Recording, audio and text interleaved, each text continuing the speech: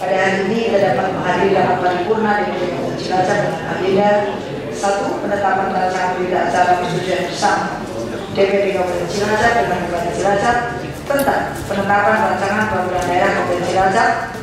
A. Pemberian insentif dan kemudian investasi. B. Penetapan desa. Dan C. Pajak daerah dan retribusi daerah menjadi peraturan daerah. 2. Penetapan rancangan putusan DPD Kabupaten Cilacap dengan tentang persetujuan bersama DPD Kabupaten Cilacap dengan Bupati Cilacap tentang penetapan rancangan peraturan daerah Kabupaten Cilacap tentang A. Pemberian insentif dan kemudian investasi. B. Penetapan desa. C. Pajak daerah dan retribusi daerah menjadi peraturan daerah. Bapak Dewan yang terhormat dan baik hatinya, pada kesempatan yang berbahagia ini, pertama tentang pemberian insentif dan kemudian investasi di Kabupaten Cilacap. Pemerintah daerah dapat memberikan insentif dan atau kemudian investasi di daerah kepada masyarakat dan atau investor sesuai dengan kewenangannya berdasarkan prinsip kepastian hukum, kesetaraan, transparansi, akuntabilitas, dan efektif efisien. Saya catat tadi keren PDIP tentang kepastian layanan cepat, tepat, dan efisien. Terima kasih kepada PDIP. Golkar, teguran dan sanksi pada penanam modal yang tidak membuat laporan. Atau nuwun diingatkan, PKB dan Gerindra menyerap tenaga lokal dan persaingan sehat.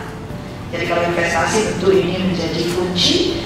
Amanah Demokrat terserapnya produk UMKM sehingga bisa mencontoh China karena China menggunakan home industry untuk meningkatkan meningkatkan pendapatan atau meningkatkan industri Cina. Kemudian PKS dan Nasdem menggunakan bahan baku lokal dan sumber daya lokal. Terima kasih. Kemudian P3 mengingatkan bahwa ini seharusnya bisa meningkatkan multiplier effect. Kemudian pentingnya pengaturan pemberian insentif dan kemudian investasi, maka ini sebagai pedoman dalam pemberian insentif dan investasi menciptakan daya tarik daya saing bagi penanam modal maupun calon penanam modal, memperluas akses dunia usaha atas data dan informasi investasi, meningkatkan pertumbuhan ekonomi dan menciptakan lapangan kerja. Yang kedua tentang penetapan desa, semua oke karena kaitannya dengan memilih batas wilayah, kemudian terkait dengan wewenang dan kode desa yang berkaitan dengan dasar prakarsa masyarakat, hak asal usul dan atau hak tradisional yang diakui dan dihormati dalam sistem pemerintahan negara Kesatuan Republik Indonesia. Yang khusus P3, fraksi P3 tadi ya, ditambah honor. Ternyata mantan kades. Oh, istrinya ada loh mantan kades. Istrinya kades yang membacakan. Baik, tentang pajak daerah dan retribusi daerah, catatan dari fraksi 8 fraksi. PDI pelayanannya harus lebih baik dan ada digitalisasi untuk mengurangi kebocoran. Golkar, terima kasih, pendapatannya harus untuk meningkatkan infrastruktur, akses layanan kesehatan dan pendidikan. PKB harus ada intensitas dan lebih kreatif supaya pajak bisa terkumpul dengan baik. Gerindra mengingatkan tentang sosialisasi sebelum diterapkan. Kemudian amanah Demokrat, sedikit sekali tadi amanah Demokrat setuju-setuju saja. Terima kasih. Ngirit. Iya loh. PKS matur nuwun, peningkatan SDM dan IT setuju karena digitalisasi akan mengurangi kebocoran. Bagus Nasdem tentang pemetaan data. Jadi ini menjadi database untuk kita bisa menarik pajak dan retribusi daerah. P3 tentu sama dengan Golkar tadi, dimanfaatkan dengan baik.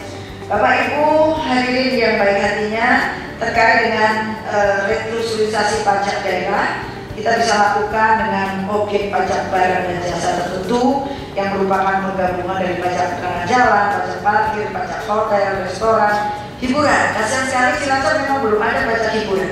Jadi nanti tempat wisata dan hiburan akan ada pajak. Kemudian penambahan option nanti tahun 2025 dengan option dapat 76% kalau tidak keliru, terutama pajak kendaraan bermotor atau BPNKB yang akan dilakukan di Januari 2025. Kita mulai dari sekarang untuk memastikan database dan melibatkan camat untuk bisa ikut menagihkan pajak motor dan kendaraan roda 4. Terhadap retribusi daerah yang operasionalisasi menyederhanakan jumlah objek retribusi yang sebelumnya 32 menjadi 18, tentu ini untuk meningkatkan efektivitas pemungutan pajak atau retribusi dan meminimalisir biaya pemungutan dan kepatuhan serta mengurangi beban masyarakat untuk mendapatkan pelayanan dasar publik yang menjadi kewajiban pemerintah daerah. Bapak Dewan yang terhormat, pada kesempatan yang berbahagia ini tentu kami mengucapkan terima kasih yang setinggi-tingginya kepada seluruh anggota Dewan yang terhormat atas kerja kerasnya untuk bisa menyelesaikan raperda ini. Semoga Tuhan Yang Maha Esa senantiasa melimpahkan taufik dan hidayahnya kepada kita semua sekalian untuk dapat menunaikan tugas dan kewajiban pengabdiannya pada nusa, bangsa, dan agama sesuai bidangnya masing-masing.